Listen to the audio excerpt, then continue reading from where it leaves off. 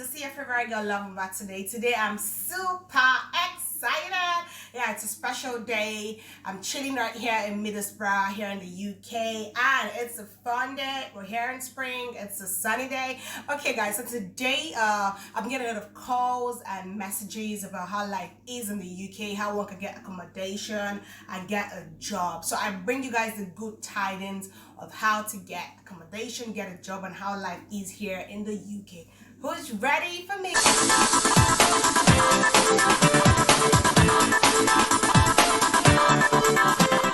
So guys, so first of all, I want to talk about life here in the UK. I mean, for me, it's rosy. Some other person, it might not be rosy because everybody has like a different opinion.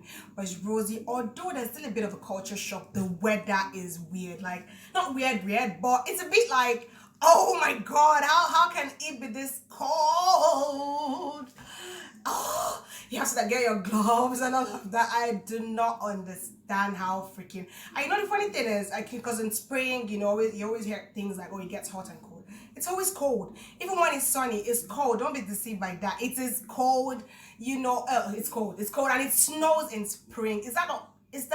I don't know. For me, I haven't experienced spring before. This is me being honest, you get. But for the fact that people say it's not supposed to, I'm like, oh my God, why is this snowing? But it's a beautiful weather because I mean, cold is beautiful. Just like back in Nigeria or in Dubai, you have to put on your AC and all that to get that cold. But here, it's natural weather.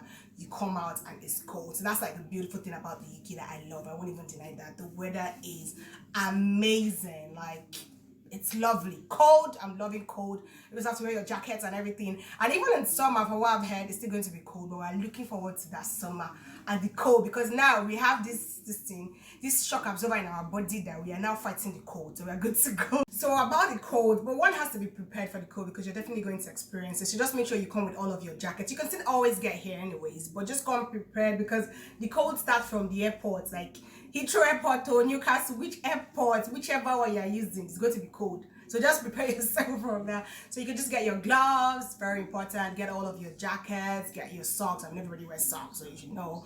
Get like your scarves, they could always wear. You could have like different colors. I know ladies like all those like different beautiful colors. You can see a lot of them to buy here, but you could still come with them. You could still look fashionable, in winter. Yeah. I used to always doubt that, but now it's like, so you have to have your caps as well, your hats and all of that. Just come prepared, with all your gadgets. Make sure you're fully gadgeted, if there's any word like that.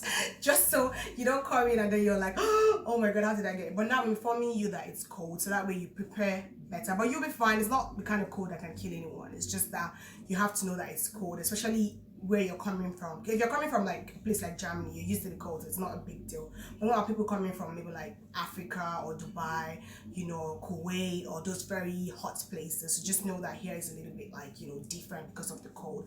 But you'll be fine. And make sure when you're getting your accommodation, I'll still come to that topic, but make sure that you get like a walk-in heater, because there's some accommodations that have heaters. I mean, every accommodation has a heater, but some of them don't really work. The radiation is not very good, so try and go for newer accommodations, because oftentimes the newer the house, the better the heater.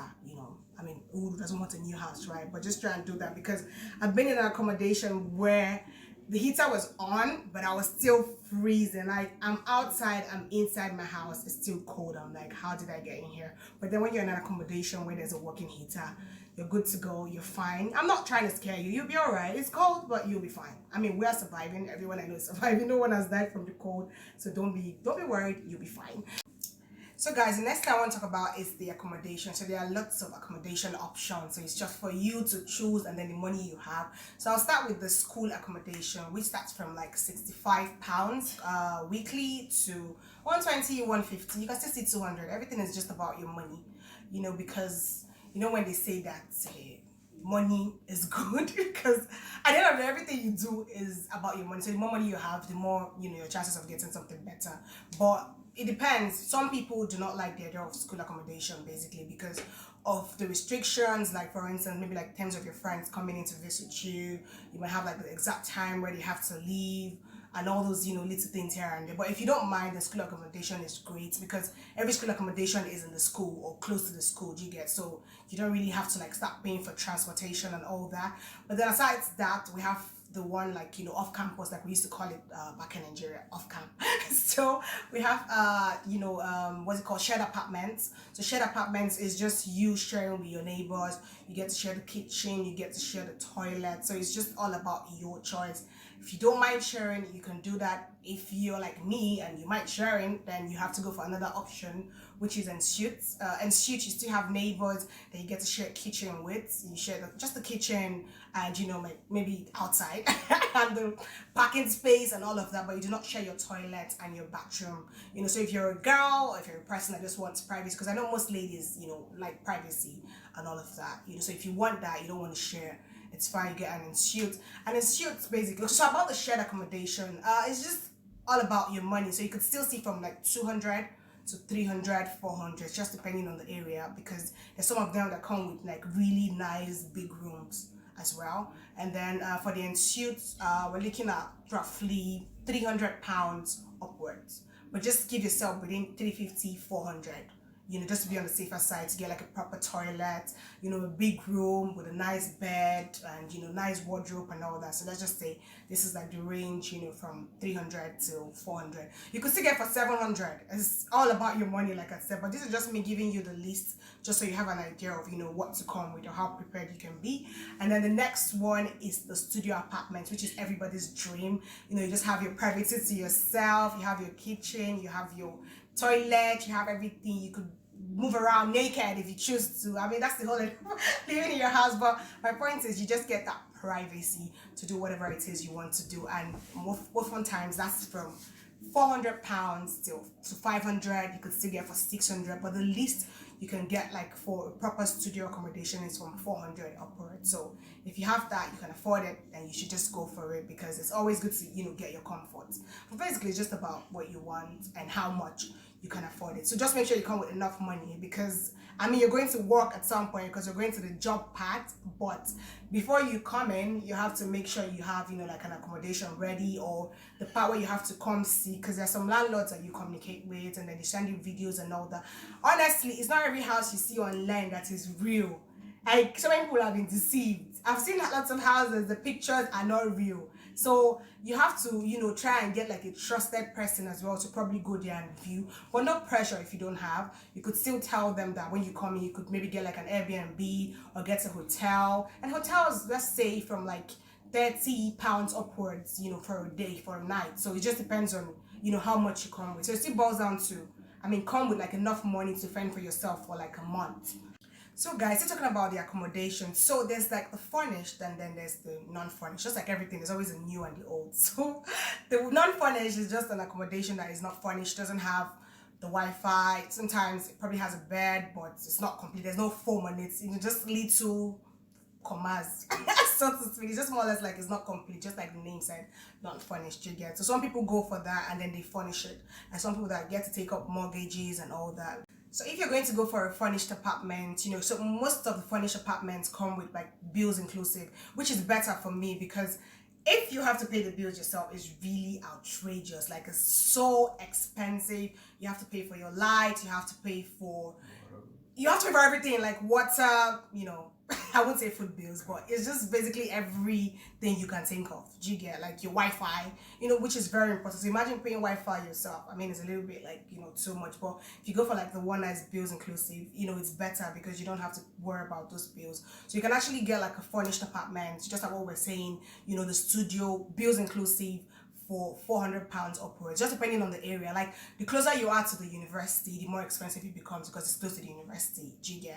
So the further you are from the university, like for instance, the university is in TS1 and you're like in TS6, the accommodation would be a little bit cheaper there. So depending on where you want to stay. So if you prefer to take an accommodation further down, just know you have to pay transport to get to the university and all of that. So like I said, it's all about you. It's all about your purse, what you have, how much money you have, because it all still boils down to money. So it just depends on what you want, basically. Just make up your mind on what you want and come prepared.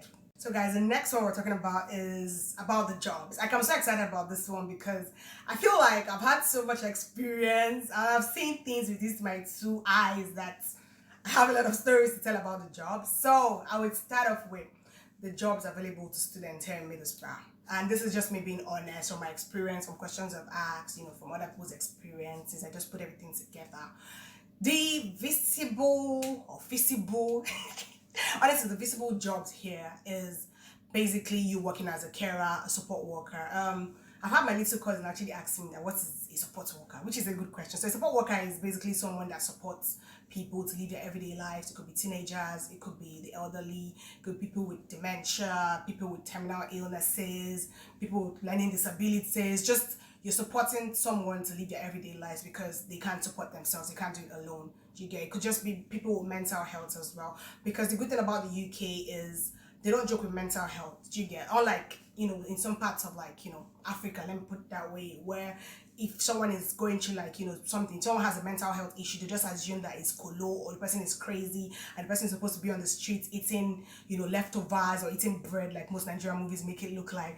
No, this mental health is just that thing that affects your mental health. Like you just react differently. Do you get? So it happens. Some people, it happens to them when they lose their families, or when they lose someone, or when they lose their job. Do you get? So here they're big on mental health and they take care of their people. That's the good thing about the UK. So yeah, support workers take care of them. Then the carers still take care of them, but the carers are more or less like, they get more personal in the sense that they actually do their personal care.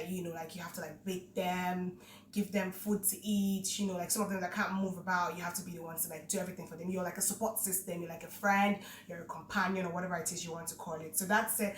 And the pay ranges from, 8.71 pounds, 8.72, which is, like the minimum wage, the national minimum wage for the UK, to about 18 pounds, depending on, the job you manage to get. But oftentimes you get that, or you get 9 pounds or 10 pounds. So it just depends on the company or the agency you're working for. So keep your hopes high. Know that you can get something low, you can get something high. But that's like, the main job that students get, because it's quite easy to get.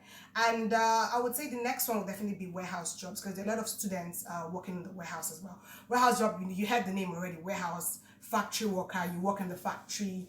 I mean, from what I heard, it's really stressful though, because you have to do a lot of like pulling. So if you're strong enough, that's why most times it's guys that do it, not because guys are strong or anything, but because it's just easier for them to like get to do all the liftings and all that. Like a pregnant woman will probably not do a warehouse job because it will be more difficult for her. She'll probably do care, because not because care is easy, there's no easy work here, but because she probably doesn't have to do a lot of like weightlifting. You get? Because like warehouse job comes with a lot of weight lifting. So before you even get the job, they'll ask you about your agility, just to be sure that you're strong enough and you're fit. So if you're not strong enough, if you're a butty, that warehouse job, if you're too soft, the warehouse job might be a bit hard, but you could actually do the support work or the care work, because these are the ones that you could see. I mean, you could still see IT jobs as a student, but it's a little bit, not like so common. You could still see any other job, engineering jobs, but it's just that most people do not want to employ students because they know it's just a 20 hours work time, and people want you to get like the normal 37 hours work time, because some companies would say, why would I employ a student when I can get someone that will be with me, that will be loyal to me all the time, not someone that would say, oh, I have to do my assignments and all of that, because as a student you have assignments to do, so there will always be that, so it just depends. But just know that these are the jobs that are easier to get, so when you come in you become more prepared for such jobs. Yeah, so that's basically the kind of jobs you can get. And how you can get them is, the thing about it is you have to create a very impressive CV. People do not really understand. Now here, for instance, if you've been maybe like a creative artist, or you've been an engineer and you're looking for a care job. Now if you look at your care CV, your normal CV rather, and you're coming in for a carer, they might not really give you that job, because it's more or less like, why should I give an engineer a carer's job when this person is not a carer? Now I'm not saying lie, but you could actually put things like, maybe you helped your family, or you helped your siblings, or whoever you helped care for at some point in life. You could put that on your CV as well, because what they want to know is, have you ever cared for someone aside yourself? Like, are you a selfish person, or are you so selfless that you can help someone else live their everyday lives? That's basically. So if you've done that, you could still put it on your CV. I'm not saying lie on your CV, but I'm just saying give them like, what they want, in the sense that you can't be an engineer looking for a care job and you just put all your engineering details. So just try and create your CV. Just Google UK CV, because UK CV, your pictures are not there. Because I remember back in Dubai, your picture will be on your CV. So UK CV, your picture is not there. So just Google it so you can have an idea of how you should create your CV. Make sure you put all of your accomplishments, your achievements and all that on your CV. so just to make it more organized, you get, so it doesn't look like, oh, this one is a joke or something, because the way we write CVs in maybe like Nigeria or Dubai, I mean, I've lived in these places, that's why I'm like always referring back to them, different from here. So just make sure you Google it so you could get like the right format on how to put it, so you could put it, make your CV, because your CV sells you. I mean, before they meet you, they meet your CV, so you have to make it well, structured and well organized, just so you can, get the job. And then you can actually still apply on indeed.com. So Indeed is like, one of the major job sites in the world, actually, because it's like versatile, it's worldwide and blah blah, yeah, so it's very good. And then we have a read.com as well. Aside that, we also have Total Jobs. So Total Jobs is another way you can actually just apply. Or what you could just do, just click on Google how to get like jobs in the UK, job sites, because job sites keep cropping up every day. But these are like the most, popular ones, do you get? And the good thing about this one, you can actually just put your CV, put all your details. So oftentimes you just tell you, do you want to apply with Indeed? Just say, do you want to apply with Indeed? So all of your details you've already put there just goes through. Apart from some companies that decide that they want to stress you, so they send you straight to their site so you can fill it up. And you have to be patient, guys. Honestly, here it's not like anywhere else. You have to be patient enough to actually put all your details down. Like, it's sometimes a bit like too much, because you have like 7 pages to fill, and you're like, I'm not even sure of this job, what's going on? But the thing about here is, if you're qualified and maybe they don't meet someone more qualified than you, they would actually give you the job. If you deserve it, you'll get it. So there's no need to be like worried or scared, oh, I'm like a certain color or this and that. No, just know that if you actually qualify for that job and they're looking for you, they'll give you. So just be very positive that you get it. I mean, it might take time. I'm not saying you come and get a job in one day. No, you have to create the CV. You have to be, very prepared and all of that. But you could actually get a job within a week. It could be a month. I know people that have waited for 3 months that haven't gotten a job. So it's just all about how you put yourself together and the right places you're applying to. So just make sure you apply right, because people don't usually get how to do it. So apart from applying with this site, you have to take note that sometimes some companies employ you directly, which is quite good, and then sometimes they use agencies. So it's often believed that agencies pay a bit more, especially when it has to do like Christmas Day, like those bank holidays. So some people prefer to work with agencies, which is quite good as well. So it depends on what you want. So if you prefer an agency, you just still Google, like, because there are 1,000,001 agencies here in like Middlesbrough and everywhere in the UK. You get, so just Google like an agency that you want to work for. You'll still find their post on Indeed and this site as well, and then you just like apply to them and work with them. You can actually work with like 2 to 3 agencies. That's the good thing about them. You're not stuck with anyone. You just like apply with all of them, and then anyone that gives you a job, you just grab the opportunity and go for it. Especially when it has to do with like care jobs and support worker jobs. Some of the agencies do for for factory work as well. So it all depends on what you get. But like I said, if you're working for the company, if you're working for an agency, they're all good. Most right things for you to get a job, but you have to come prepared, because like I said, the jobs don't come easy. Because I've heard people start crying and say, oh, I didn't come ready, I didn't even have money for like a month, I thought I was gonna get a job in a day. No, you are not getting a job in a day. Quote me anywhere.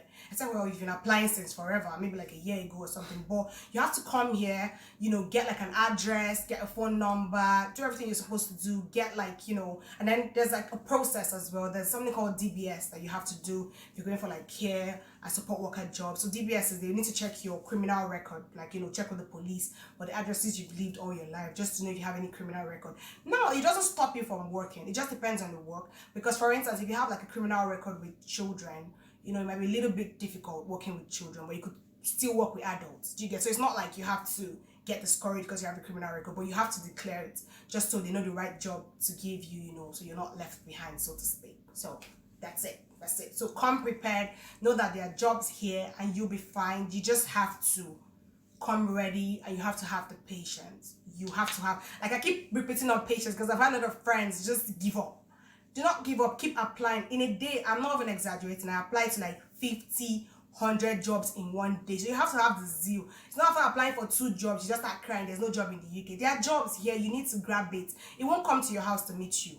Go out there, click on your phone, create your CV, apply. Keep applying. Don't get tired. Morning, afternoon, night. When a friend see you, everybody sees you, they know that you're applying for a job, and you definitely get a job. Just believe that you'll get it. I'm the one. Quote me tomorrow. You'll get a job if you keep pushing.